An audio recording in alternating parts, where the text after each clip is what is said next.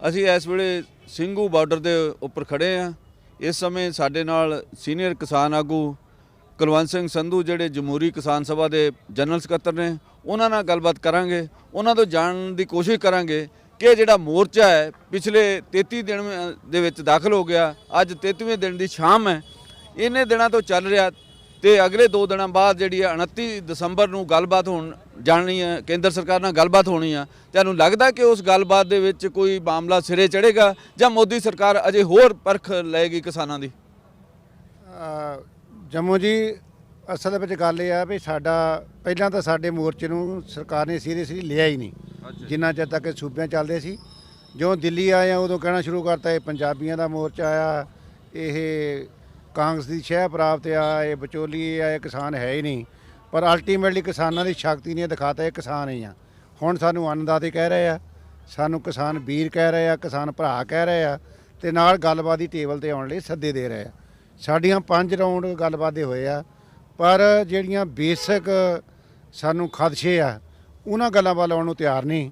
ਕੁਝ ਗੱਲਾਂ ਜਿਹੜੀਆਂ ਆਫਟਰ ਬਾਟ ਸੀਗੀਆਂ ਉਹ ਮੰਨਦੇ ਆ, ਵਿਚਾਰ ਦੀ ਨਿਕਾਲ ਲੈਂਦੇ ਆ, ਇਸ ਪਰ ਬਾਤ ਕਰ ਲੈਂਗੇ ਕਹਿੰਦੇ, ਉਹਦਾ ਭਾਵ ਆ ਮੰਨਣ ਨੂੰ ਤਿਆਰ ਆ।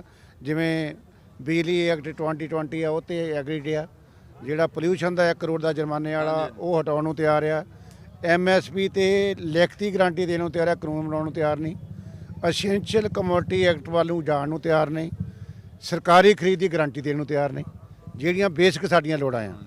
ਅਸਲੀਅਤ ਇਹ ਆ, ਵਿਸ਼ਵ ਵਪਾਰ ਸੰਸਥਾ ਦੇ ਐਗਰੀਮੈਂਟ ਦੇ ਮੁਤਾਬਕ ਉਹਦੇ ਵਿੱਚ ਲਿਖਿਆ ਆ ਵੀ ਕੋਈ ਵੀ ਸਰਕਾਰ ਮਾਰਕੀਟ ਦੇ ਵਿੱਚ ਦਖਲਅੰਦਾਜ਼ੀ ਨਹੀਂ ਕਰੂਗੀ।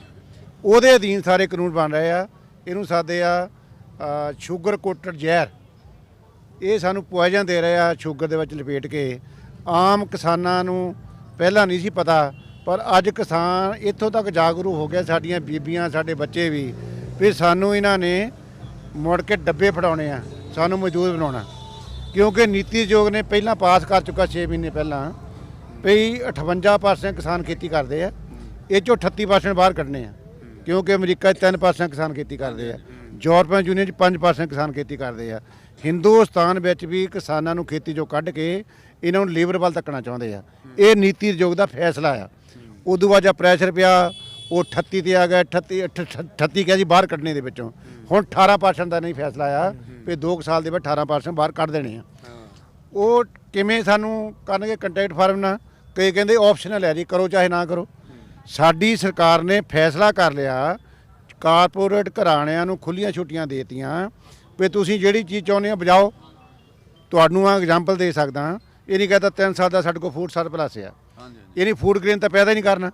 ਇੱਕ ਮੱਕੀ ਪੈਦਾ ਕਰ ਰਹੇ ਆ, PAU ਮਨਸੈਂਟੋ ਨੂੰ ਦੇਤੀ, ਤੁਹਾਨੂੰ ਪਤਾ ਪੰਜਾਬ ਸਰਕਾਰ ਨੇ। ਮਨਸੈਂਟੋ ਵਿੱਚ ਇੱਕ ਮੱਕੀ ਦਾ ਟਰਾਇਲ ਹੋ ਰਿਹਾ, ਲੋਡੂਆ ਫਾਰਮ 'ਤੇ ਗੇੜਾ ਲਾ ਕੇ ਆਓ।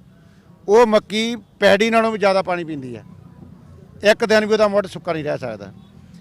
ਉਹਦੀ ਪੈਦਾਵਾਰ ਕਰਨ ਤੋਂ ਬਾਅਦ ਅਸੀਂ ਉਹਦੀ ਕਟਿੰਗ ਕਰਨ ਤੋਂ ਬਾਅਦ 2 ਦਿਨ ਦੇ ਵਿੱਚ ਉਹਨੂੰ ਮੰਡੀ ਪਹੁੰਚਾਉਣਾ ਪੈਂਦਾ, ਨਹੀਂ ਤਾਂ ਉਹਦਾ ਰੰਗ ਕਾਲਾ ਹੋ ਜਾਂਦਾ।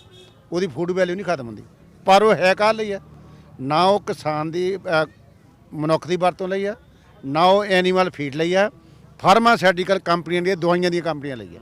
ਇਟ ਮੀਨ ਜੋ ਐਕਸਪੋਰਟ ਵੈਰਾਈਟੀ ਆ, ਇਹਨਾਂ ਨੇ ਐਕਸਪੋਰਟ ਵੈਰਾਈਟੀ ਸਾਡੇ ਕੋਲੋਂ ਪੈਦਾ ਕਰਾਉਣੀ ਆ। ਸੀਡ ਤੇ ਸਾਡੀ ਸਰਕਾਰ ਦਾ ਕੰਟਰੋਲ ਕੋਈ ਨਹੀਂ। GOM ਸੀਡ ਕਰ ਲੈ, ਜਿਹੜੇ ਖੱਸੀ ਸੀਡ ਆ ਉਹਨਾਂ 'ਤੇ ਕੰਟਰੋਲ ਮਲਟੀਨੈਸ਼ਨਲ ਕੰਪਨੀਆਂ ਦਾ ਆ। ਜਦੋਂ ਬੀ ਵੀ ਉਹਨਾਂ ਦਾ, ਖਾਦ ਵੀ ਉਹਨਾਂ ਦਾ, ਟੈਕਨੀਕ ਵੀ ਉਹਨਾਂ ਦੀ, ਵੀਡੀਸਾਈਡ ਪੈਸਟੀਸਾਈਡ ਵੀ ਉਹਨਾਂ ਦਾ, ਸਾਡਾ ਕੀ ਰਹਿ ਗਿਆ ਉਹਦੇ ਵਿੱਚ? ਸੰਧੂ ਸਾਹਿਬ, ਇਹ ਦੱਸੋ ਵੀ ਜਿਹੜੀ 29 ਦਸੰਬਰ ਨੂੰ ਮੀਟਿੰਗ ਹੋਣੀ, ਉਹਦੇ 'ਚ ਤੁਹਾਨੂੰ ਲੱਗਦਾ ਕੋਈ ਗੱਲ ਅੱਗੇ ਸਿਰੇ ਚੜ੍ਹੇਗੀ ਜਾਂ ਅੰਦੋਲਨ ਹੋਰ ਲੰਬਾ ਚੱਲੇਗਾ? ਜਿਹੜੀਆਂ ਗੱਲਾਂ ਉਹ ਸਾਨੂੰ 9 ਪੁਆਇੰਟ ਪਹਿਲਾਂ ਦੇ ਚੁੱਕੇ ਆ, ਉੱਥੇ ਘੁੰਮ ਕੇ ਆ ਜਾਂਦੇ ਮੁੜ ਕੇ। ਅੱਛਾ ਜੀ। ਸਾਨੂੰ ਉਹ ਮੰਨਣ ਨਾ ਮੰਨਣ, ਇੱਕ ਤਾਂ ਸਾਡਾ ਕੀਤਾ ਵੀ ਮਨਾਏ ਬਿਨਾਂ ਅਸੀਂ ਜਾਣਾ ਨਹੀਂ। ਉਹਨਾਂ ਨੂੰ ਜਿਹੜਾ ਇਹ ਸੀ ਵੀ ਲੋਕ ਥੱਕ ਜਾਣਗੇ, ਅੱਕ ਜਾਣਗੇ, ਉਹਨਾਂ ਨੂੰ ਕਿਸਾਨੀ ਸੁਭਾਅ ਦਾ ਨਹੀਂ ਪਤਾ। ਕਿਸਾਨੀ ਸੁਭਾਅ ਆ ਜਿਹੜਾ 6 ਮਹੀਨੇ ਫਸਲ ਨੂੰ ਉਡੀਕਦਾ, ਕਿੰਨਾ ਰੋਜ਼ ਬੂਟਾ ਵੱਧਦਾ ਉਹਨੂੰ ਇਹ ਵੀ ਪਤਾ ਕੱਲ੍ਹ ਨਾਲੋਂ ਮੇਰਾ ਇੰਨਾ ਬੂਟਾ ਵੱਧ ਗਿਆ, ਪਰ 6 ਮਹੀਨੇ ਉਡੀਕਦਾ, 8 ਮਹੀਨੇ ਬਾਅਦ ਪੈਸਾ ਘਰ ਆਉਂਦਾ। ਜਿਹੜਾ 8 ਮਹੀਨੇ ਫਸਲ ਨੂੰ ਉਡੀਕ ਸਕਦਾ ਉਹ ਆਉਣ ਵਾਲੀਆਂ ਪੀੜ੍ਹੀਆਂ ਲਈ ਇੱਥੇ 8 ਸਾਲ ਵੀ ਰਹਿ ਸਕਦਾ। ਅਸੀਂ 26 ਜਨਵਰੀ ਤੱਕ ਦਾ ਪ੍ਰੋਗਰਾਮ ਬਣਾ ਲਿਆ, 26 ਜਨਵਰੀ ਤੱਕ ਦਾ ਪ੍ਰੋਗਰਾਮ ਬਣਾ ਚੁੱਕੇ ਹਾਂ ਅਸੀਂ। ਅਨਾਉਂਸ 1-2 ਦਿਨ ਨੂੰ ਹੋ ਜਾਊਗਾ। ਅੱਜ ਤੋਂ ਲੈ ਕੇ ਅਸੀਂ ਅੱਜ ਸਾਹਿਬਜ਼ਾਦਾ ਸ਼ਹੀਦੀ ਦਿਨ ਮਨਾਇਆ, ਅੱਜ ਸ਼ਹੀਦ ਊਧਮ ਸਿੰਘ ਦਾ ਜਨਮ ਦਿਨ ਮਨਾਇਆ, ਕੱਲ ਨੂੰ ਫੇਰ ਛੋਟੇ ਸਾਹਿਬਜ਼ਾਦਿਆਂ ਦਾ ਜਨਮ ਦਿਨ ਮਨਾ ਰਹੇ ਆ, ਕੀਰਤਨੀ ਜਥੇ ਆ ਰਹੇ ਆ, ਭਾਈ ਪਿੰਦਰਪਾਲ ਖਾਲਸਾ ਵਿਦੇਸ਼ ਤੋਂ ਕੱਲ ਨੂੰ ਸਿੱਧੇ ਸਟੇਜ 'ਤੇ ਆਉਣਾ। ਤੇ ਉਦੋਂ ਅਗਲੇ ਦਿਨ ਦੀ ਸੰਭਾਵਨਾ, ਹਾਲੇ ਸਾਨੂੰ ਸੱਦਾ ਨਹੀਂ ਆਇਆ, ਆਉਂਦਾ ਕਿ ਨਹੀਂ ਆਉਂਦਾ। ਪਰ ਜਿਹੜੀ ਗੇਂਦ ਸਾਡੇ ਪਾੜੇ ਸਿੱਟੀ ਸੀਗੀ, ਅਸੀਂ ਉਹਨਾਂ ਨੂੰ ਕੰਡੀਸ਼ਨਲ ਕਿਹਾ ਗੱਲ ਕਰੋ ਕਾਨੂੰਨ ਕਿਵੇਂ ਰੱਦ ਹੋਣਗੇ। ਅਸੀਂ ਇਹ ਲੈ ਕੇ ਭੇਜਿਆ ਉਹਨਾਂ ਨੂੰ, ਅਸੀਂ ਤੁਹਾਡੇ ਨਾਲ ਗੱਲਬਾਤ ਕਰਨੀ ਤਾਂ ਵੀ ਜੇ ਜਿਹੜੇ ਕਾਨੂੰਨ ਆ 3 ਉਹ ਕਿਵੇਂ ਰੱਦ ਹੋਣਗੇ, ਉਹਦੀ ਮੋਡੈਲਿਟੀ ਦੱਸੋ, ਤੇ 2 ਜਿਹੜੇ ਤੁਸੀਂ ਲਾ ਲਿਆਂਦੇ ਆ ਉਹ ਕਿਵੇਂ ਰੱਦ ਹੋਣਗੇ। ਉਹ ਹੁਣ ਸਰਕਾਰ ਫਸੀ ਹੋਈ ਆ ਵੀ ਕਰੇ ਗੱਲ ਕਿ ਨਾ ਕਰੇ, ਕੱਲ ਤੱਕ ਸੋਚੂਗੀ। ਹਾਲੇ ਅਸੀਂ ਵੀ ਕੰਡੀਸ਼ਨਲ ਜਾਵਾਂਗੇ, ਅਸੀਂ ਬਿਨਾਂ ਕੰਡੀਸ਼ਨ ਤੋਂ ਜਾਣ ਨੂੰ ਤਿਆਰ ਨਹੀਂ। ਜੇ 29 ਨੂੰ ਨਹੀਂ ਮੰਨਦੇ ਤੇ 30 ਤਰੀਕ ਨੂੰ ਆ ਜਿਹੜੀ KMP ਆ ਇਹ ਤੇ ਟਰੈਕਟਰ ਮਾਰਚ ਹੋਊਗਾ। ਬਹੁਤ ਲੋਕ ਹਰਿਆਣੇ ਤੋਂ ਆਉਣਗੇ, ਗਾਜੀਪੁਰ ਦੇ ਸਟੇਸ਼ਨ ਤੋਂ ਆਉਣਗੇ, ਆ ਜਿਹੜਾ ਸਾਡਾ TD ਵਾਲਾ ਰਸੋਈ ਢਾਬਾ ਇਹ ਸਾਰਾ ਉੱਥੇ ਜਾਊਗਾ, ਤੇ ਟਿਕਰੀ ਬਾਰਡਰ ਦਾ 1000 ਟਰੈਕਟਰ ਆਊਗਾ। ਅਸੀਂ ਮਾਰਚ ਕਰਾਂਗੇ, ਜੇ ਸਰਕਾਰ ਰੋਕਣਾ ਚਾਹੂਗੀ ਰੋਕ ਲਊਗੀ, ਅਸੀਂ ਸਾਡਾ ਸੜਕ ਰੋਕਣ ਦਾ ਕੋਈ ਪ੍ਰੋਗਰਾਮ ਨਹੀਂ। ਜੇ ਸਰਕਾਰ ਨੇ ਅੱਗੇ ਵੀ ਕੋਈ ਕੀ ਹੈ ਸੜਕਾਂ ਰੋਕਣਗੇ ਬਹਿ ਜਾਾਂਗੇ, ਸਾਡਾ ਕੀ ਜੋ ਲੱਗਦਾ। ਹੁਣ ਤੱਕ ਕਿੰਨੇ ਸੂਬਿਆਂ ਦੇ ਕਿਸਾਨ ਇੱਥੇ ਆ ਚੁੱਕੇ? ਹੁਣ ਤੱਕ 5 ਸੂਬੇ ਅਸੀਂ ਇੱਥੇ ਸੱਦੇ ਆ ਜੀ। ਪਹਿਲਾਂ ਅੱਛਾ ਜੀ, ਸੱਦੇ 5 ਆ, ਪੰਜਾਬ, ਹਰਿਆਣਾ, ਰਾਜਸਥਾਨ, ਯੂਪੀ ਤੇ ਉੱਤਰਾਖੰਡ। ਹੁਣ ਆ ਚੁੱਕੇ ਕਰਨਾਟਕ, ਤਾਮਿਲਨਾਡੂ, मध्य प्रदेश, महाराष्ट्र के भी काले ना पाओ, महाराष्ट्र नासिक तो 5-6 सूबे घूम के आए आ, केरला तो 8 सूबे आ, ਕਹਿੰਦੇ 5 नहीं 5 ਤੇ 4 9 ਦੇ ਤੋਂ 11-12 ਸੂਬੇ ਤੇ ਆ ਗਏ। ਕਹਿੰਦੇ ਯੂਪੀ ਦੇ ਕਿਸਾਨਾਂ ਨੂੰ ਆਉਣ 'ਚ ਬੜੀਆਂ ਦਿੱਕਤਾਂ ਦਾ ਸਾਹਮਣਾ ਕਰਨਾ ਪੈ ਰਿਹਾ, ਬਹੁਤ ਰੋਕਾਂ ਉੱਥੇ ਲੱਗੀਆਂ। ਯੂਪੀ ਦੇ ਲੋਕਾਂ ਨੂੰ ਵੀ ਨਹੀਂ ਲਾਠੀਚਾਰਜ ਵੀ ਕੀਤਾ, ਮੋਗਾ ਢਾਬੇ ਦੇ ਕੁੱਟ ਕਟਾਪਾ ਵੀ ਕੀਤਾ, ਇੱਕ ਲੜਕੇ ਦੀ ਬਾਂਹ ਵੀ ਤੋੜੀ ਆ ਉਹ। ਪਰ ਲੋਕਾਂ ਨੇ ਆਲੇ ਦੁਆਲੇ ਲੋਕਾਂ ਨੇ ਆ ਕੇ ਜਾਮ ਲਾਤਾ, DGP ਨੂੰ ਮਿੰਨਤਾਂ ਕਰਕੇ ਨੂੰ ਪਹੁੰਚਾਉਣਾ ਪਿਆ, ਦੱਸੋ ਕਿੱਥੇ ਜਾਣਾ। ਉੱਤਰਾਖੰਡ ਵਾਲਿਆਂ ਨੂੰ ਯੂਪੀ 'ਚ ਐਂਟਰ ਕਰਨ ਤੋਂ ਰੋਕਿਆ, ਨਾਕੇ ਲਾਏ ਆ। ਉੱਥੋਂ ਦੇ ਕਿਸਾਨਾਂ ਦੀ, ਪੰਜਾਬ ਦੇ ਕਿਸਾਨਾਂ ਨੇ ਰੋਕੇ, ਨਾਕੇ ਤੋੜੇ ਆ, ਉਹ ਨਾਕੇ ਤੋੜ ਕੇ ਐਂਟਰ ਕਰਕੇ। ਕੱਲ ਜੈਪੁਰ ਦਾ ਥੋੜੀ ਇਲੈਕਸ਼ਨ ਸੀ 8 ਤਰੀਕ ਤੱਕ, ਉਹ 10-12 ਤੇ ਕੁਦਰਤੀਆਂ ਇਲੈਕਸ਼ਨ ਦਾ ਬੁਖਾਰ ਹੁੰਦਾ, ਉਹਨਾਂ ਨੇ ਪਰਸੋਂ ਨਾਕਾ ਪੂਰੀ ਤਰ੍ਹਾਂ ਬੰਦ ਕਰਤਾ। ਅੱਜ ਉਹ ਗਾਂ ਦਿੱਲੀ ਵੱਲ ਤੁਰ ਪਏ ਹੋਣੇ ਆ। ਇੱਥੇ 6 ਨਾਕੇ ਆ ਦਿੱਲੀ ਦੇ ਐਂਟਰੀਸ ਜਿਹੜੀਆਂ ਆ, 5 ਅਸੀਂ ਬੰਦ ਕਰਤੀਆਂ, 6ਵੀਂ 5-4 ਦਿਨ ਬਾਅਦ ਬੰਦ ਕਰ ਦਾਂਗੇ। ਇੱਕ ਹਰਿਆਣਾ ਸਰਕਾਰ ਨੇ ਕਿਸਾਨਾਂ ਦੇ ਖਿਲਾਫ ਜਿਹੜੇ ਧਾਰਾ 307 ਦੇ ਕਈ ਕੇਸ ਦਰਜ ਕੀਤੇ, ਉਹਦੇ ਬਾਰੇ ਕਹਿਣਾ 307 ਤਾਂ ਛੋਟੀ ਆ ਜੀ, 302 ਦੇ ਕੀਤੇ 20 ਦੇ ਖਿਲਾਫ। ਉਹਨਾਂ ਦਾ ਆਪਣਾ ਵਰਕਰ, ਉਹਨੇ ਟਰੈਕਟਰ ਮਾਰਚ ਕੀਤਾ ਸੀ, ਖੱਟਰ ਸਾਹਿਬ ਨੇ। ਉਹ ਸ਼ੁਰੂ ਦੀ ਗੱਲ ਹੈ, ਟਰੈਕਟਰ ਤੋਂ ਡਿੱਗ ਕੇ ਹਾਰਟ ਅਟੈਕ ਨਾਲ ਮਰ ਗਿਆ। 302 ਦੇ ਪਰਚੇ, 307 ਤਾਂ ਬਹੁਤ ਛੋਟਾ ਆ। ਜਿੰਨਾ ਚਿਰ ਕਿਸਾਨਾਂ ਤੇ ਕਿਸਾਨ ਲੀਡਰ ਦੇ ਪਰਚੇ ਨਹੀਂ ਦਰਜ ਹੁੰਦੇ, ਉਹ ਲੀਡਰ ਕਾਹਦਾ ਹੋਇਆ। ਜੇ 10 ਪਰਚੇ ਨਹੀਂ ਬਣਦੇ, ਲੀਡਰ ਨਹੀਂ ਬਣਦਾ। ਘੱਟੋ ਘੱਟ 10 ਪਰਚੇ ਚਾਹੀਦੇ ਆ। ਫਿਰ ਤਾਂ ਗੁਰਨਾਮ ਸਿੰਘ ਚਡੂਨੀ ਤਾਂ ਫਿਰ ਵੱਡੇ ਲੀਡਰ ਹੋ ਗਏ ਹੁਣ। ਨਹੀਂ, ਅਸੀਂ ਪਹਿਲਾਂ ਚੱਲ ਚੁੱਕੇ ਹਾਂ 302 ਵਾਲੇ, ਅਸੀਂ ਬਹੁਤ ਮੇਰਾ 302 ਚੱਲ ਭੁਗਤ ਚੁੱਕੇ ਹਾਂ। ਕਿਸਾਨ ਲੀਡਰ ਮੈਂ ਨਹੀਂ ਕਹਿੰਦਾ, ਜਿਹੜਾ ਸਹੀ ਮੈਨੇ ਕਿਸਾਨ ਲੀਡਰ ਜੀ ਤੇ ਪਰਚਾ ਨਹੀਂ ਹੋਊਗਾ। ਤੇ ਜਿੰਨਾ ਕਿ ਅਸੀਂ ਇਕੱਠ ਦੇਖਦੇ, ਮੈਨੂੰ ਲੱਗਦਾ ਵੀ ਪੰਜਾਬ ਦਾ ਸ਼ਾਇਦ ਹੀ ਕੋਈ ਪਿੰਡ ਹੋਵੇ ਜਿੱਥੋਂ ਕਿਸਾਨ ਨਹੀਂ ਆਏ ਹੋਣਗੇ। ਕੀ ਕਹਿਣਾ ਤੁਹਾਡਾ? ਪਿੰਡ ਕੋਈ ਨਹੀਂ ਬਚਿਆ, ਪਰ ਅਸੀਂ ਹਾਲੇ ਸੱਦਾ ਚੌਥਾ ਹਿੱਸਾ ਲੋਕਾਂ ਨੂੰ ਦਿੱਤਾ। ਹਾਲੇ ਠੰਡ ਦੇ ਦਿਨ ਆ, ਥੋੜਾ ਜਿਹਾ ਮੌਸਮ ਬਦਲਦੇ ਹੋ। 26 ਜਨਵਰੀ ਨੂੰ 20 ਲੱਖ ਦਾ ਇਕੱਠ ਹੋਊਗਾ ਦਿੱਲੀ 'ਚ। 26 ਜਨਵਰੀ ਦਾ ਸਾਡਾ ਪਲਾਨ ਆ, ਜੇ ਨਾ ਸਿਰੇ ਗੱਲ ਲੱਗੀ 20 ਲੱਖ ਦਾ ਇਕੱਠ, ਔਰ ਸਰਕਾਰ ਹਿੱਲ ਜਾਊ। ਜੈ ਪ੍ਰਕਾਸ਼ ਵੇਲੇ 10 ਲੱਖ ਦਾ ਹੋਇਆ ਸੀ, ਉਦੋਂ ਦੁੱਗਣਾ ਇਕੱਠ ਹੋਊਗਾ। ਔਰ ਇੱਥੇ ਕਿਸਾਨ ਹੀ ਕਿਸਾਨ ਦਿਸਣਗੇ। ਔਰ ਆਪਣਾ ਜਿਹੜਾ ਸਿੰਘ ਅੱਗੇ ਘੋੜਿਆਂ ਦੀਆਂ ਕਾਠੀਆਂ ਦੇ ਸੌਂਦੇ ਸੀ ਨਾ, ਹੁਣ ਸਾਡੇ ਲੋਹੇ ਦੇ ਘੋੜੇ ਆ, ਜਿਹਨੂੰ ਮਾੜੀਆਂ ਮੋਟੀਆਂ ਬੰਦੂਕਾਂ ਵੀ ਕੁਛ ਨਹੀਂ ਕਹਿ ਸਕਦੀਆਂ। ਇਹ ਲੋਹੇ ਦੇ ਘੋੜੇ ਭੱਜਣਗੇ ਦਿੱਲੀ ਦੀਆਂ ਸੜਕਾਂ ਤੇ, ਹਰ ਪਾਸੇ ਟਰੈਕਟਰ ਹੋਣਗੇ। ਅਸੀਂ ਜਿਉਂ ਸਵੇਰੇ ਚੰਡੀਗੜ੍ਹ ਤੋਂ ਚੱਲੇ ਆ, ਰਸਤੇ ਦੇ ਵਿੱਚ ਟਰਾਲੀਆਂ, ਟਰੈਕਟਰ ਮਤਲਬ ਆ ਰਹੇ ਸੀਗੇ, ਸਕੂਟਰਾਂ ਦੇ ਵੀ ਅਸੀਂ ਦੇਖੇ, ਕੁਝ ਲੋਕ ਪੈਦਲ ਵੀ ਆ ਰਹੇ ਸੀਗੇ। ਮਤਲਬ ਅੰਦੋਲਨ ਪ੍ਰਤੀ ਲੋਕਾਂ 'ਚ ਖਾਸ ਕਿਸਮ ਦਾ ਅੱਛਾ। ਜਾਣ ਵਾਲੀ ਤਾਂ 1-2 ਟਰਾਲੀਆਂ ਸੀ ਵਾਪਸ ਜਾਂਦੀਆਂ, ਮੈਕਸਿਮਮ ਟਰਾਲੀਆਂ ਇੱਧਰ ਨੂੰ ਆ ਰਹੀਆਂ। ਮੇਰੀ ਇੰਟਰਵਿਊ ਪਰਸੋਂ ਚੌਥ ਲਈ ਸੀ ਕਿਸੇ ਨੇ ਵੀ ਤੁਸੀਂ ਕੁਛ ਲੋਕ, ਫਤਿਹਗੜ੍ਹ ਸਾਹਿਬ ਦਾ ਮੇਲਾ ਆ ਗਿਆ, ਲੋਕ ਮੁੜਨਗੇ। ਅਜੀਬ ਕਹਾਣੀਆਂ ਜੰਮੂ ਜੀ। ਫਤਿਹਗੜ੍ਹ ਸਾਹਿਬ ਮੁਕੱਦਸ ਸਥਾਨ ਆ, ਉੱਥੇ ਜਾਣਾ ਹਰ ਬੰਦੇ ਦਾ ਫਰਜ਼ ਬਣਦਾ।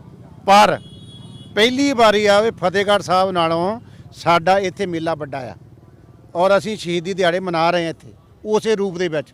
ਕਥਾ, ਸੁਖਮਨੀ ਸਾਹਿਬ ਦਾ ਪਾਠ, ਪ੍ਰਸ਼ਾਦ ਬਣਦੇ ਆ। ਇੱਥੇ ਸਤਰੰਗੀ ਪੀ ਗਿਆ, ਨੀਲੇ, ਪੀਲੇ, ਚਿੱਟੇ, ਲਾਲ ਸਭ ਤਰ੍ਹਾਂ ਦੇ ਰੰਗ ਆ।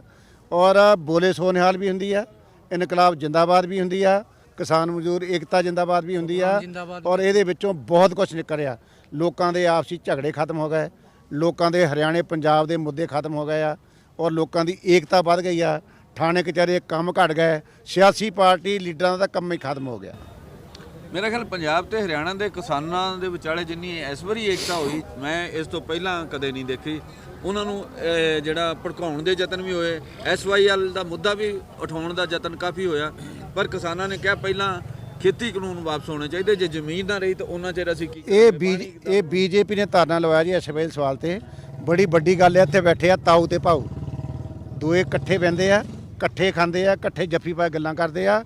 ਔਰ ਉਹਨਾਂ ਨੇ ਕਿਹਾ ਹਰਿਆਣੇ ਦੇ ਲੋਕਾਂ ਨੇ ਵੀ ਜੇ ਸਾਨੂੰ ਪਾਣੀ ਦੀ ਲੋੜ ਹੋਗੀ ਅਸੀਂ ਪੰਜਾਬ ਦੇ ਵੱਡੇ ਭਰਾਵਾਂ ਕੋਲੋਂ ਮੰਗ ਲਵਾਂਗੇ, ਪਰ ਪਾਣੀ ਦੀ ਲੋੜ ਤਾਂ ਪਹੁੰਚੇ ਸਗੋਂ ਜ਼ਮੀਨਾਂ ਬਚਣਗੀਆਂ। ਔਰ ਪੰਜਾਬ ਦੇ ਨਾਲ ਹੀ ਤਾਊਆਂ ਭਾਊਆਂ ਨੇ ਕਹਿਤਾ, ਜਵਾਬ ਦਿੱਤਾ, ਜੇ ਸਾਡਾ ਛੋਟਾ ਭਰਾ ਸਾਤੋਂ ਪਾਣੀ ਮੰਗੂਗਾ ਬਾਲਟੀਆਂ ਨਾਲ ਲੈ ਜਾਾਂਗੇ, ਨੱਕਾ ਲਾਉਣ ਦੀ ਲੋੜ ਨਹੀਂ ਪਊਗੀ। ਇਹ ਆ ਏਕਤਾ। ਇੱਥੇ ਹਰਿਆਣਾ ਪੰਜਾਬੀਆਂ ਦਾ ਇੱਕ ਦੇ ਬਹੁਤ ਮਾਟੋ ਲੱਗੇ। ਇਹ ਸੰਧੂ ਸਾਹਿਬ ਬਾਕੀ ਸੂਬਿਆਂ ਦੇ ਵਿੱਚ ਠੀਕ ਹੈ, ਦੂਰ ਦੇ ਸੂਬੇ ਨੇ, ਕਰਨਾਟਕਾ ਹੈ, ਤਾਮਿਲਨਾਡੂ ਹੈ, ਉਹਦੇ ਨਾਲ ਕੇਰਲਾ ਹੈ, ਇਹ ਦੂਰ ਦੇ ਸੂਬੇ ਨੇ, ਉਹਨਾਂ ਦੇ ਵਿੱਚ ਅੰਦੋਲਨ ਕਿਸ ਰੂਪ 'ਚ? ਉਹਦੇ ਵਿੱਚ ਸਾਡਾ ਫੈਸਲਾ ਇਹ ਆ ਜੀ, ਥੋੜੇ ਦਿਨਾਂ ਤੋਂ ਬਾਅਦ ਲੋਹੜੀ ਆ ਰਹੀ 14 ਤਰੀਕ, ਤੁਹਾਨੂੰ ਪਤਾ ਲੋਹੜੀ ਲੋਕ ਬੱਚੀਆਂ ਸਾਡੀਆਂ ਪਿੰਡਾਂ 'ਚ ਗਾਉਂਦੀਆਂ, ਦੁੱਲੇ ਧੀ ਵਿਆਹੀ, ਸੇਰ ਸ਼ੱਕਰ ਪਾਈ, ਕੁੜੀ ਦਾ ਸਾਲੂ ਪਾਟਾ, ਸਾਰਾ ਕੁਝ ਗਾਉਂਦੇ ਨਾ, ਪਰ ਉਹਦੀ ਬੈਕਗਰਾਉਂਡ ਕੀ ਆ ਉਹਨਾਂ ਲੋਕਾਂ ਨੂੰ ਪਤਾ ਨਹੀਂ ਸੀ। ਐਤਕੀ ਪਤਾ ਲੱਗੂ। ਦੁੱਲੇ ਭੱਟੀ ਦਾ ਸ਼ਹੀਦੀ ਦਿਹਾੜਾ ਦਿੱਲੀ ਦੀਆਂ ਸੜਕਾਂ ਤੇ ਮਨਾਉਣਾ ਅਸੀਂ। ਦੁੱਲੇ ਭੱਟੀ ਦੀਆਂ 3 ਪੀੜ੍ਹੀਆਂ ਮੁਗਲ ਸਾਮਰਾਜ ਨਾਲ ਲੜੀਆਂ, ਸੰਘਰਸ਼ ਦਾ ਉਹ ਸਿੰਬਲ ਆ, ਜਿਹਨੂੰ ਬੱਚੇ ਬੱਚੇ ਜ਼ਬਾਨ ਤੇ ਆ। ਲੋਹੜੀ ਦੁਆਰਾ ਦੁੱਲੇ ਭੱਟੀ ਦੀ ਚੇਤੇ ਕਰਾਵਾਂਗੇ ਸਰਕਾਰ ਨੂੰ।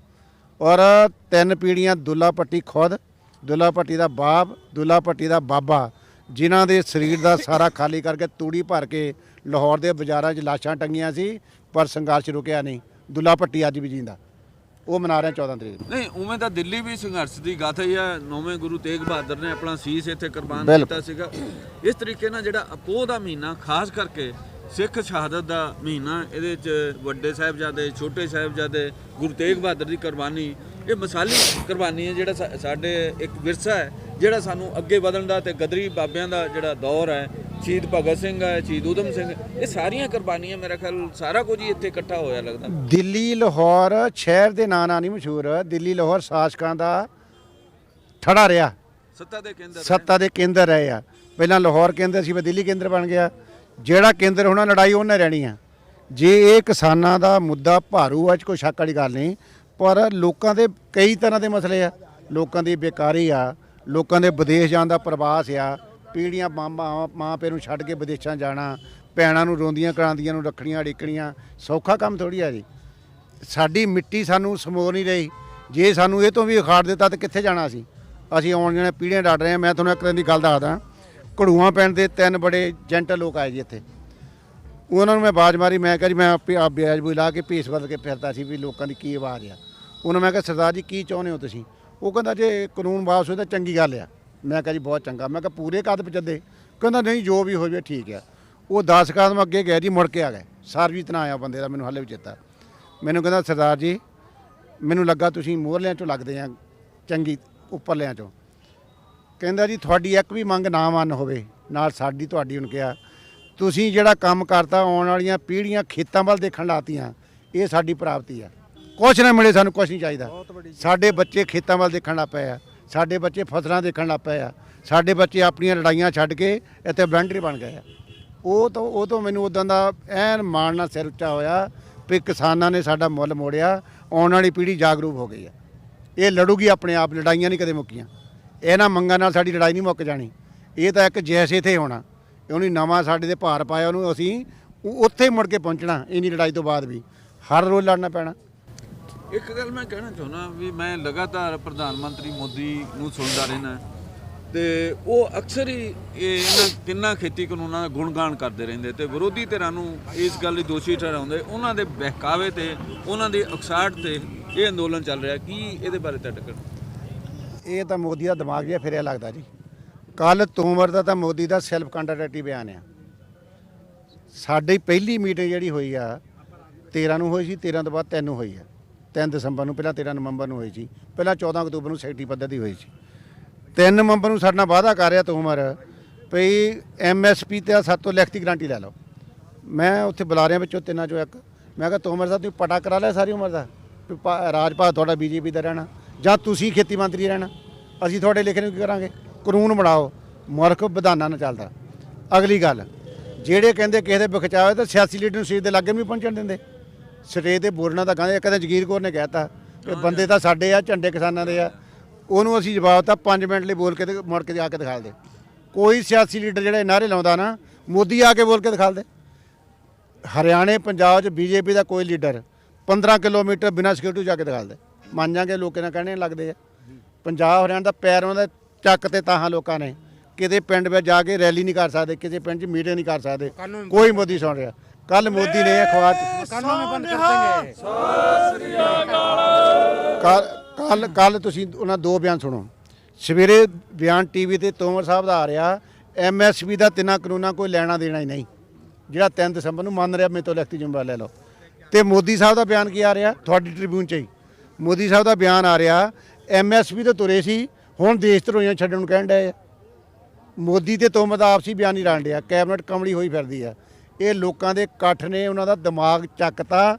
ਔਰ ਹਿਟਲਰ ਖੁਦਕਸ਼ੀ ਕਰਕੇ ਮਰਿਆ ਸੀ, ਇਹ ਪਾਗਲ ਹੋ ਕੇ ਮਰ ਗਏ। ਤੁਹਾਡੇ ਸਾਹਮਣੇ ਹੋ ਗਏ। ਬਿਲਕੁਲ ਬਿਲਕੁਲ ਬਿਲਕੁਲ ਸਾਡੀ ਆਉਣ ਵਾਲੀ ਤੱਕ ਇਸ ਅੰਦੋਲਨ ਦੇ ਵਿੱਚ 40 ਤੋਂ ਵੱਧ ਕਿਸਾਨ ਨੂੰ ਰੇਕਤਾ ਕਿਸਾਨ ਜਿਹੜੇ ਦਮ ਤੋੜ ਚੁੱਕੇ ਆ, ਉਹਨਾਂ ਦੀ ਜਾਂ ਸ਼ਹੀਦ ਹੋ ਚੁੱਕੇ ਅਸੀਂ ਕਹਿ ਸਕਦੇ ਆ, ਉਹਨਾਂ ਲਈ ਤੁਸੀਂ ਕਿਹਨੂੰ ਜ਼ਿੰਮੇਵਾਰ ਠਹਿਰਾਉਂਦੇ? 40 ਨਹੀਂ ਜੀ 60 ਟੋਟਲ ਮੋਰਚੇ 40 ਤਾਂ ਇੱਥੇ ਦੇ ਆ, 40 ਤਾਂ ਦਿੱਲੀ ਮੋਰਚੇ 'ਚ ਆ। ਜਦੋਂ ਦਾ ਸਾਡਾ ਮੋਰਚਾ ਸ਼ੁਰੂ ਹੋਇਆ ਉਦੋਂ ਦੇ 60 ਸ਼ਹੀਦ ਹੋ ਚੁੱਕੇ ਆ। ਇਹਲੇ ਦੋਸ਼ੀ ਸੈਂਟਰ ਸਰਕਾਰ ਆ ਜੀ, ਜਿਹਨੇ ਨਵੇਂ ਕਾਨੂੰਨ ਸਾਡੇ ਤੇ ਠੋਸੇ ਆ, ਸਾਨੂੰ ਡੱਬੇ ਫੜਾਉਣਾ ਚਾਹੁੰਦੀ ਆ। ਉਹਦੇ ਖਿਲਾਫ ਲੜਾਈ ਆ। ਇਸ ਘੋਲ ਦੇ ਸ਼ਹੀਦ ਆ ਔਰ ਇਸ ਘੋਲ ਦੀ ਸ਼ਹਾਦਤ ਦਾ ਉਹਨਾਂ ਨੇ ਪਹਿਲੀ ਗੱਲ ਤਾਂ ਸ਼ਹਾਦਤ 15ਵਾੜਾ ਹੀ ਆ ਇਹ। ਹਾਂਜੀ ਹਾਂਜੀ 15 ਦਿਨ ਤਾਂ ਲੋਕ ਸਾਡੇ ਮੰਜੇ ਤੇ ਸੌਂਦੇ ਨਹੀਂ ਗਏ, ਸ਼ਹਾਦਤਾਂ ਦੇ ਦਿਨ ਮਨਾਉਂਦੇ ਆ।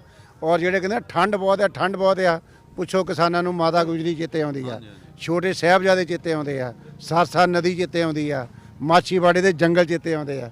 ਕੌਣ ਭੁੱਲ ਜਾਊਗਾ ਉਹਨਾਂ ਲੋਕਾਂ ਨੂੰ? ਉਹ ਸਾਨੂੰ ਉਤਸ਼ਾਹਿਤ ਕਰ ਰਹੇ ਦਿਹਾੜੇ ਆਉਣ ਵਾਲੇ ਦਿਨਾਂ 'ਚ। ਇਹ ਦਿਹਾੜੇ ਮੁੱਕਣੇ ਆ, ਦੁੱਲਾ ਪੱਟੀ ਦਾ ਦਿਹਾੜਾ ਮੋਰੇ ਆ ਜਾਣਾ। ਉਹ ਮੁੱਕਣਾ ਵਿਸਾਖੀ 5 ਪਿਆਰਿਆਂ ਦਾ ਸਾਜਨਾ ਦਿਵਸ ਮੋਰੇ ਆ ਜਾਣਾ। ਸਾਡੇ ਤਾਂ ਰੋਜ਼ ਘੋਲ ਆ, ਰੋਜ਼ ਨਵੀਂ એનર્ਜੀ ਮਿਲਦੀ ਸਾਨੂੰ।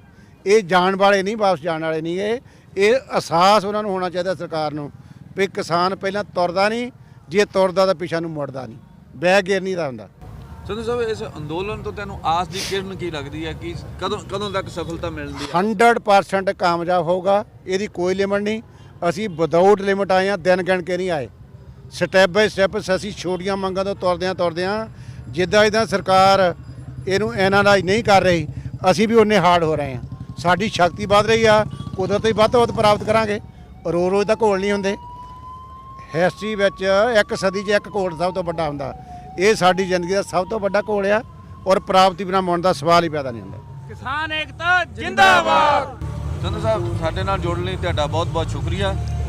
ਧੰਨਵਾਦ ਜੰਮੂ ਜੀ, ਬਹੁਤ ਵਧੀਆ। ਇਸ ਵੇਲੇ ਅਸੀਂ ਕੁੰਡਲੀ ਤੇ ਸਿੰਘੂ ਦੇ ਬਾਰਡਰ ਦੇ ਉੱਪਰ ਖੜੇ ਆ ਤੇ ਸਾਡੇ ਨਾਲ ਆਲ ਇੰਡੀਆ ਕਿਸਾਨ ਸਭਾ ਪੰਜਾਬ ਦੇ ਲੀਡਰ ਆਪਣੇ ਕੁਲਦੀਪ ਸਿੰਘ ਭੋਲਾ ਨੇ। ਉਹਨਾਂ ਦਾ ਲੰਮਾ ਤਜਰਬਾ। ਅੱਜ ਮੇਰਾ ਖਿਆਲ 33 ਦਿਨ ਹੋ ਗਏ ਉਹ ਇੱਥੇ ਮੋਰਚੇ 'ਚ ਡਟੇ ਹੋਏ ਆ। ਉਹਨਾਂ ਦੇ 33 ਦਿਨਾਂ ਦੇ ਕੀ ਅਨੁਭਵ ਨੇ, ਉਹਨਾਂ ਤੋਂ ਜਾਣਦੇ ਆ। ਭੋਲਾ ਜੀ, ਕੀ ਤੁਹਾਡਾ ਤਜਰਬਾ 33 ਦਿਨਾਂ ਦਾ? ਦੇਖੋ, ਜੇ ਇੱਥੇ ਕੁੰਡਲੀ ਦੀ ਗੱਲ ਕਰਨੀ ਹੋਵੇ ਤਾਂ ਵਾਕਿਆ ਇਹ 33 ਦਿਨ ਦੀ ਗੱਲ ਹੈ। ਪਰ ਇਦੋਂ ਪਹਿਲਾਂ ਜੇ ਐਡ ਕਰੀਏ 2 ਮਹੀਨੇ ਪਹਿਲਾਂ ਰੇਲਵੇ ਸਟੇਸ਼ਨਾਂ ਦੇ ਉੱਤੇ, ਟੋਲ ਪਲਾਜ਼ਿਆਂ ਦੇ ਉੱਤੇ, ਖਾਸ ਕਰਕੇ ਪੰਜਾਬ ਦੇ ਲੋਕ ਹੈ ਜਿਹੜੇ ਉੱਥੋਂ ਬੈਠ ਕੇ ਇੱਥੇ ਆਏ ਆ। ਤਜਰਬੇ ਦੀ ਗੱਲ ਹੈ ਜਿਹੜੀ, ਪਹਿਲਾਂ ਇਉਂ ਲੱਗਦਾ ਸੀਗਾ ਵੀ ਸ਼ਾਇਦ ਹਰਿਆਣੇ ਦੇ ਲੋਕ ਕੋਈ ਉਸ ਕਿਸਮ ਦਾ ਸਾਥ ਨਾ ਦੇ ਸਕਣ, ਕਿਉਂਕਿ ਇੱਥੇ ਬੀਜੇਪੀ ਦੀ ਸਰਕਾਰ ਹੈ, ਦਬਾਅ ਹੈ, ਸ਼ਾਇਦ ਲੋਕ ਨਾ ਨਿਕਲਣ। ਪਰ ਜਦੋਂ ਪਹਿਲੇ ਦਿਨ 26 ਤਰੀਕ ਨੂੰ ਖਨੌਰੀ ਦੇ, ਡੱਬ ਵਾਲੀ ਦੇ, ਜਿੰਨੇ ਵੀ ਹਰਿਆਣੇ ਦੇ ਲੱਗਦੇ ਬਾਰਡਰ ਹੈ, ਮੇਨ ਬਾਰਡਰ ਹੈ, ਉਹਨਾਂ ਨੂੰ ਤੋੜਿਆ ਗਿਆ ਤੇ ਉਹਦੇ 'ਚ ਬਹੁਤ ਵੱਡਾ ਸਹਿਯੋਗ ਸੀ ਹਰਿਆਣੇ ਦੇ ਲੋਕਾਂ ਦਾ। ਬੇਧੜਕ ਹੋ ਕੇ ਹਰਿਆਣੇ ਦੇ ਲੋਕ ਹੈ ਜਿਹੜੇ ਉਹ ਕੁੱਦੇ ਹੈ ਤੇ ਅੱਜ ਤੱਕ ਉਹ ਲੋਕ ਡਟੇ ਹੋਏ ਆ। ਪਹਿਲੀ ਗੱਲ ਤਾਂ ਮੈਂ ਇਸ ਨੂੰ ਮਤਲਬ ਸਮਝਦਾ ਐਪਰੀਸ਼ੀਏਟ ਕਰਨ ਦੀ ਲੋੜ ਹੈ ਕਿ ਹਰਿਆਣੇ ਦੇ ਲੋਕ ਵੀ ਰਾਜਨੀਤਿਕ ਤੌਰ ਤੇ ਜਿਹੜੇ ਲੋਕ ਮਤਲਬ ਚਾਲਾਂ ਚੱਲਣ ਦਾ ਕੰਮ ਕਰਦੇ ਆ, ਉਹ ਲੜਾਉਂਦੇ ਰਹੇ ਆ ਹਰਿਆਣੇ ਦੇ ਲੋਕਾਂ ਨੂੰ। ਪਰ ਅੱਜ ਜਦੋਂ ਇੱਥੇ ਗੱਲ ਹੁੰਦੀ ਹੈ, ਹਰਿਆਣੇ ਦੇ ਲੋਕ ਜਦੋਂ ਆਪਦਾ ਟਰਡੀਸ਼ਨਲ ਹੁੱਕਾ ਲੈ ਕੇ ਬੈਠੇ ਹੁੰਦੇ ਆ, ਜਦੋਂ ਉਹਨਾਂ ਨਾਲ ਗੱਲ ਕਰੀਦੀ ਹੈ ਤੇ ਉਹ ਹਰਿਆਣਾ ਪੰਜਾਬ ਭਾਈ ਦੀ ਗੱਲ ਕਰਦੇ ਆ। ਇੰਨੀਓ ਨਹੀਂ, ਸਗੋਂ ਇੱਥੋਂ ਤੱਕ ਕਹਿਣ ਤੱਕ ਚਲੇ ਜਾਂਦੇ ਆ, ਨਹੀਂ ਯਾਰ ਅਸੀਂ ਦੁਬਾਰਾ ਇੱਕ ਕਰ ਲੈਣਾ ਪੰਜਾਬ। ਮਤਲਬ ਇਹ ਬਾਰਡਰ ਹਰਿਆਣੇ ਪੰਜਾਬ ਦਾ ਤੋੜ ਦੇਣਾ ਹੈ, ਇਹ ਇੱਕ ਸਟੇਟ ਕਰ ਦੇਣੀ ਹੈ। ਪਰ ਲਿੰਕ ਨਹਿਰ ਦੇ ਮੁੱਦੇ ਦੇ ਉੱਪਰ ਹਰਿਆਣਾ ਸਰਕਾਰ ਨੇ ਬੀਜੇਪੀ ਨੇ ਕਾਫੀ ਯਤਨ ਕੀਤੇ ਆ, ਭੁੱਖ ਹੜਤਾਲ ਕਰਨ ਦਾ ਵੀ ਯਤਨ ਕੀਤਾ ਹੈ। ਉਹਦੇ ਤੇ ਵੀ ਹਰਿਆਣਾ ਦੇ ਕਿਸਾਨ ਨੇ ਵਿਰੋਧ ਕੀਤਾ। ਉਹਨਾਂ ਕਿਹਾ ਵੀ ਪਹਿਲਾਂ ਜ਼ਮੀਨ ਪਾਣੀ ਬਾਅਦ ਦੇ ਵਿੱਚ, ਜੇ ਜ਼ਮੀਨ ਹੀ ਨਾ ਰਹੀ ਤਾਂ ਪਾਣੀ ਕਿੱਥੋਂ ਲਵਾਂਗੇ। ਇਸ ਮੁੱਦੇ ਤੇ ਉਹਨਾਂ ਨੇ ਜਿੰਨੀਆਂ ਵੀ ਸਰਕਾਰ ਨੇ ਸਕੀਮਾਂ ਬਣਾਈਆਂ ਜਾਂ ਬੀਜੇਪੀ ਨੇ ਬਣਾਈਆਂ ਉਹਨਾਂ ਨੂੰ ਫੇਲ ਕੀਤਾ। ਇਹਦੇ ਬਾਰੇ ਕੀ ਕਹਿਣਾ ਤੁਹਾਡਾ? ਬਿਲਕੁਲ ਹਰਿਆਣੇ ਦੇ ਲੋਕ ਸਮਝਦੇ ਆ ਵੀ ਇਹ ਬੀਜੇਪੀ ਚਾਲ ਖੇਡਣ ਲੱਗੀ ਸੀ। ਇਹ ਜਿਹੜੀ ਏਕਤਾ ਬਣੀ ਹੈ ਪੰਜਾਬ ਹਰਿਆਣੇ ਦੇ ਲੋਕਾਂ ਦੀ, ਖਾਸ ਕਰਕੇ ਕਿਸਾਨਾਂ ਦੀ, ਵੀ ਇਹ ਏਕਤਾ ਟੁੱਟ ਜੇ। ਸ਼ਾਇਦ ਜਿਹੜੀ ਪੁਰਾਣੀ ਚੱਲੀ ਆ ਰਹੀ ਹੈ ਦੋਨਾਂ ਸਟੇਟਾਂ ਦੇ ਵਿੱਚ ਤਕਰਾਰ ਪਾਣੀ ਦੇ ਸਵਾਲ ਦੇ ਉੱਤੇ, ਸ਼ਾਇਦ ਇਹ ਅੰਦੋਲਨ ਹੈ ਜਿਹੜਾ ਖਿੰਡ ਜੇ। ਪਰ ਮੂੰਹ ਤੋੜ ਜਵਾਬ ਦਿੱਤਾ ਹਰਿਆਣੇ ਦੇ ਕਿਸਾਨਾਂ ਨੇ, ਨਹੀਂ ਸਾਨੂੰ ਪਾਣੀ ਦੀ ਕੋਈ ਸਮੱਸਿਆ ਨਹੀਂ। ਹੁਣ ਸਵਾਲ ਹੈ ਜਿਹੜਾ ਇਹਨਾਂ ਕਾਲੇ ਕਾਨੂੰਨਾਂ ਦਾ। ਇੱਥੋਂ ਤੱਕ ਕਹਿਣ ਤੱਕ ਚਲੇ ਜਾਂਦੇ ਆ ਲੋਕ, ਪੰਜਾਬ ਦੇ ਲੋਕ, ਵੀ ਹਰਿਆਣੇ ਦੇ ਲੋਕਾਂ ਨੇ ਜਿਨ੍ਹਾਂ ਨੂੰ ਅਸੀਂ ਪਾਣੀ ਤੋਂ ਰੋਕਦੇ ਸੀ, ਵਰਜਦੇ ਸੀ, ਸਾਡੇ ਲਈ ਦੁੱਧ ਦੀਆਂ ਨਹਿਰਾਂ ਵਗਾਤੀਆਂ, ਤੇ ਸਾਨੂੰ ਹੁਣ ਜੇ ਇਹਨਾਂ ਨੂੰ ਖੂਨ ਵੀ ਦੇਣਾ ਪਿਆ ਤੇ ਅਸੀਂ ਖੂਨ ਵੀ ਦੇਵਾਂਗੇ। ਸੋ ਮੂੰਹ ਤੋੜ ਜਵਾਬ ਦਿੱਤਾ ਤੇ ਮੈਂ ਸਮਝਦਾ ਬਹੁਤ ਵਧੀਆ ਉਦਾਹਰਨ ਪੈਦਾ ਕੀਤੀ ਹੈ ਹਰਿਆਣੇ ਦੇ ਲੋਕਾਂ ਨੇ। ਬੀਜੇਪੀ ਨੇ ਜਿਹੜੀ ਚਾਲ ਚੱਲਣੀ ਚਾਹੀ ਸੀ। ਇਸ ਅੰਦੋਲਨ ਦੇ ਵਿੱਚ ਕਾਫੀ ਵੱਡੀ ਗਿਣਤੀ ਦੇ ਵਿੱਚ ਨੌਜਵਾਨ ਕਿਸਾਨ ਵੀ ਆ, ਉਹਨਾਂ ਦਾ ਕੀ ਅਨੁਭਵ ਆ, ਤੁਹਾਡਾ ਆਪਣਾ ਕੀ ਅਨੁਭਵ ਆ ਵੀ ਕਿਸ ਗੱਲ ਕਰਕੇ ਕਿਸਾਨ ਜ਼ਿਆਦਾ, ਤਿੰਨ ਖੇਤੀ ਕਾਨੂੰਨਾਂ ਦਾ ਮਾਮਲਾ ਜਾਂ ਕੁਝ ਹੋਰ ਮੁੱਦੇ ਵੀ ਆ? ਨਹੀਂ, ਖੇਤੀ ਕਾਨੂੰਨ ਹੈ ਜਿਹੜਾ, ਇਹਦਾ ਮਾਮਲਾ ਤਾਂ ਹੈਗਾ ਹੀ ਹੈਗਾ। ਇੱਕ ਬਹੁਤ ਗਲਤ ਧਾਰਨਾ ਹੈ ਜਿਹੜੀ ਖੜੀ ਕੀਤੀ ਜਾਣ ਦੀ ਕੋਸ਼ਿਸ਼ ਕੀਤੀ ਜਾਂਦੀ ਸੀ ਪੰਜਾਬ ਦੇ ਨੌਜਵਾਨਾਂ ਬਾਰੇ, ਵੀ ਇਹ ਤਾਂ ਮੰਡੀਰ ਹੈ, ਇਹ ਤਾਂ ਵਿਹਲੜ ਹੈ, ਇਹ ਤਾਂ ਕੰਮ ਹੀ ਨਹੀਂ ਕਰਨਾ ਚਾਹੁੰਦੇ। ਪਰ ਮੈਂ ਖਾਸ ਕਰਕੇ ਆਪਦੇ ਬਾਰੇ ਕਹਾਂ, ਮੈਂ ਨੌਜਵਾਨਾਂ ਦੇ ਫਰੰਟ ਦੇ ਉੱਤੇ ਕੰਮ ਕਰਦਾ ਰਿਹਾ।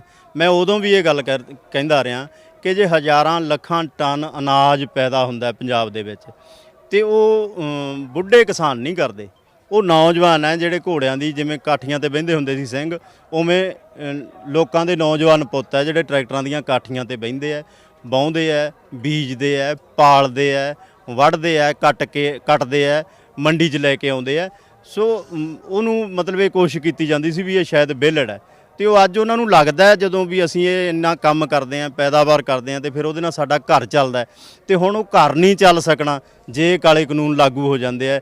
ਸਾਡੀ ਲੁੱਟ ਹੋਣੀ ਹੈ, ਪਹਿਲਾਂ ਮੰਡੀ 'ਚ ਸਾਡੀ ਹੋਣੀ ਹੈ, ਫਿਰ ਜਦੋਂ ਖਰੀਦਣ ਵਾਲੇ ਨੇ ਆਉਣਾ ਉਦੋਂ ਖਪਤਕਾਰ ਦੀ ਹੋਣੀ ਹੈ। ਇਸ ਕਰਕੇ ਉਹ ਮੈਦਾਨ 'ਚ ਹੈ। ਜਿਹੜੀ ਅਗਲੇ ਦਿਨਾਂ 'ਚ ਮੀਟਿੰਗ ਹੋਣੀ 29 ਦਸੰਬਰ ਨੂੰ, ਤੁਹਾਨੂੰ ਲੱਗਦਾ ਵੀ ਉਹਦੇ 'ਚ ਕੋਈ ਗੱਲ ਸਿਰੇ ਚੜੇਗੀ? ਵੇਖੋ, ਅਸੀਂ ਤਾਂ ਆਸਬੰਦ ਹਾਂ ਪਹਿਲੇ ਦਿਨੋਂ ਹੀ। ਜੇ ਅਸੀਂ ਮੀਟਿੰਗਾਂ 'ਚ ਜਾਂਦੇ ਰਹੇ ਹਾਂ, ਸਰਕਾਰ ਨਾਲ ਜਿਹੜੀਆਂ ਮੀਟਿੰਗਾਂ ਹੋਈਆਂ, ਭਾਵੇਂ ਉਹ ਵੱਖਰੀ ਗੱਲ ਹੈ ਵੀ ਇੱਕ ਬਹੁਤ ਵੱਡਾ ਅੰਦੋਲਨ ਖੜਾ ਹੋਣ ਕਰਕੇ ਦਬਾਅ ਥੱਲੇ ਸਰਕਾਰ ਨੇ ਉਹ ਮੀਟਿੰਗਾਂ ਕੀਤੀਆਂ, ਤੇ ਹੁਣ ਵੀ ਉਸੇ ਦਬਾਅ ਥੱਲੇ ਸਰਕਾਰ ਮੀਟਿੰਗ ਕਰਨ ਜਾ ਰਹੀ ਹੈ। ਅਸੀਂ ਆਸਬੰਦ ਹਾਂ ਇਸ ਗੱਲ ਲਈ ਕਿ ਸਰਕਾਰ ਹੈ ਜਿਹੜੀ ਉਹ ਇਸ ਗੱਲ ਨੂੰ ਮੰਨੇਗੀ। ਨਵੇਂ ਸਾਲ ਤੋਂ ਪਹਿਲਾਂ ਕਿਸਾਨਾਂ ਨੂੰ ਇਹ ਖੁਸ਼ਖਬਰ ਹੈ ਜਿਹੜੀ ਉਹ ਦੇਵੇਗੀ ਸਰਕਾਰ। ਭਾਵੇਂ ਉਹ ਖੁਸ਼ਖਬਰ ਜਿਹੜੀ ਆ ਉਹ ਦਬਾਅ ਥੱਲੇ ਹੀ ਇਸ ਅੰਦੋਲਨ ਦੇ ਆਉਣੀ ਹੈ, ਪਰ ਅਸੀਂ ਆਸਬੰਦ ਹਾਂ ਵੀ ਸਰਕਾਰ ਇਸ ਗੱਲ ਨੂੰ ਮੰਨ ਲਏਗੀ। ਪਰ ਪ੍ਰਧਾਨ ਮੰਤਰੀ ਨਰਿੰਦਰ ਮੋਦੀ ਤਾਂ ਨਿੱਤ ਦਿਨ ਕਹਿੰਦੇ ਵੀ ਇਹ ਖੇਤੀ ਕਾਨੂੰਨ ਕਿਸਾਨਾਂ ਲਈ ਲਾਹੇਵੰਦ ਹੈ, ਤੇ ਇਸ ਸਥਿਤੀ 'ਚ ਲੱਗਦਾ ਵੀ ਤੁਹਾਨੂੰ ਕੋਈ ਗੱਲ ਅੱਗੇ ਤੁਰੇਗੀ? ਮੈਂ ਪਹਿਲਾਂ ਕਿਹਾ ਜੀ ਵੀ ਅਸੀਂ ਆਸਬੰਦ ਹਾਂ ਕਿ ਸਰਕਾਰ ਹੈ ਜਿਹੜੀ ਉਹਨੂੰ ਝੁਕਣਾ ਹੀ ਪਏਗਾ, ਕਿਉਂਕਿ ਇਹ ਅੰਦੋਲਨ ਹੈ ਜਿਹਨੂੰ ਮੋਦੀ ਨੇ ਵੀ, ਉਹਦੇ ਵਜ਼ੀਰਾਂ ਨੇ ਵੀ, ਉਹਦੇ ਸਭ ਲਾਣੇ ਨੇ ਕੋਸ਼ਿਸ਼ ਕੀਤੀ ਹੈ ਕਹਿਣ ਦੀ ਵੀ ਇਹ ਸ਼ਾਇਦ ਪੰਜਾਬ ਦੇ ਲੋਕਾਂ ਦਾ ਅੰਦੋਲਨ ਹੈ। ਇੱਥੋਂ ਤੱਕ ਇਹਨੂੰ ਸੀਮਿਤ ਕਰਨ ਦੀ ਕੋਸ਼ਿਸ਼ ਕੀਤੀ ਗਈ ਵੀ ਸ਼ਾਇਦ ਇਹ ਖਾਲਿਸਤਾਨੀਆਂ ਦਾ ਅੰਦੋਲਨ ਹੈ, ਇਹ ਨਕਸਲੀਆਂ ਜਾਂ ਕਾਮਰੇਡ ਇਹਦੇ 'ਚ ਘੁੱਸੇ ਹੋਏ ਹੈ, ਇਹ ਉਹਨਾਂ ਦਾ ਅੰਦੋਲਨ ਹੈ। ਪਰ ਇਹ ਧਾਰਨਾ ਪੰਜਾਬ ਦੇ, ਹਰਿਆਣੇ ਦੇ, ਤੇ ਅੱਜ ਤੱਕ ਚਲਦਿਆਂ ਕਰਨਾਟਕ ਦੇ ਲੋਕ ਇੱਥੇ ਆ ਚੁੱਕੇ ਹੈ, ਉੱਤਰਾਖੰਡ ਦੇ ਲੋਕ ਇੱਥੇ ਆ ਚੁੱਕੇ ਆ, ਯੂਪੀ ਦੇ ਗੁਆਂਢੀ ਰਾਜਾਂ ਤੋਂ ਹੀ ਛੱਡੋ ਮਹਾਰਾਸ਼ਟਰ ਤੱਕ ਤੋਂ ਲੋਕ ਹੈ ਜਿਹੜੇ ਆ ਚੁੱਕੇ ਆ। ਸੋ ਇਹ ਧਾਰਨਾ ਜਦੋਂ ਹੁਣ ਟੁੱਟ ਰਹੀ ਹੈ, ਤੇ ਉਹਦੇ 'ਚੋਂ ਮੈਨੂੰ ਲੱਗਦਾ ਵੀ ਇਹ ਹੁਣ ਗੱਲ ਰਹੀ ਨਹੀਂ ਵੀ ਮੋਦੀ ਕੇ ਇਹਨੂੰ ਜਵਾਬ ਦੇ ਸਕਣ, ਉਹਨਾਂ ਨੂੰ ਮੰਨਣਾ ਹੀ ਪਏਗਾ। ਧੰਨਵਾਦ।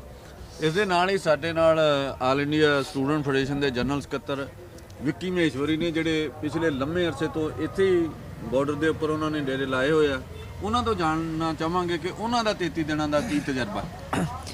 ਦੇਖੋ ਜੀ, ਹਰ ਘੜੀ ਹਰ ਪਲ ਆ ਜਿਹੜਾ ਪੰਜਾਬ ਦਾ ਨੌਜਵਾਨ ਤੇ ਕਿਸਾਨ ਸਿੱਖ ਰਹੇ ਆ ਅੰਦੋਲਨਾਂ ਦਾ, ਉਹ ਸਾਰੇ ਦਾ ਸਾਰਾ ਇਤਿਹਾਸ ਜਦੋਂ ਅੱਜ ਆਪਾਂ ਇੰਟਰਵਿਊ ਵੀ ਕਰ ਰਹੇ ਆ, ਇਹ ਆਪਾਂ ਉਸ ਵੇਲੇ ਖੜੇ ਆ ਜਦੋਂ ਲੋਕ ਪੂਰਾ ਸ਼ਹਾਦਤਾਂ ਦਾ ਮਹੀਨਾ ਉਹ ਬਣਾ ਰਹੇ ਆ। ਮਤਲਬ ਇੱਥੇ ਰੋਜ਼ ਜਿਹੜੀਆਂ ਵਾਰਾਂ ਕਵਿਸ਼ਰੀਆਂ ਗੀਤ ਗਾਏ ਜਾਂਦੇ ਉਹਨਾਂ ਸ਼ਹਾਦਤਾਂ ਨੂੰ ਯਾਦ ਕਰਕੇ, ਉਸ ਠੰਡੇ ਬੁਰਜ ਨੂੰ ਯਾਦ ਕਰਕੇ, ਉਹਨਾਂ ਸਾਹਿਬਜ਼ਾਦਿਆਂ ਨੂੰ ਯਾਦ ਕਰਕੇ ਜਿਹੜਾ ਸਾਰੇ ਦਾ ਸਾਰਾ ਅੰਦੋਲਨ ਆ ਜਿਹੜਾ ਅੱਗੇ ਤੋਰਿਆ ਜਾ ਰਿਹਾ। ਸੋ ਤਜਰਬਾ ਇੰਨਾ ਸ਼ਾਨਦਾਰ ਆ ਕਿ ਪੰਜਾਬ ਦੀ ਉਹ ਜਵਾਨੀ ਖਾਸ ਤੌਰ ਤੇ ਜਿਹਦੇ ਬਾਰੇ ਜਿਹਨੂੰ ਬਦਨਾਮ ਕਰਨ ਵਾਸਤੇ ਉੜਦਾ ਪੰਜਾਬ ਵਰਗੀ ਫਿਲਮ ਵੀ ਬਣਾਈ ਗਈ, ਉਹਨਾਂ ਨੇ ਇੱਕ ਕਰਵਟ ਲੈ ਕੇ ਮੋਢੇ ਤੇ ਆਪਦੇ ਡਾਂਗ 'ਚ ਪਾ ਕੇ ਝੰਡਾ ਰੱਖਿਆ।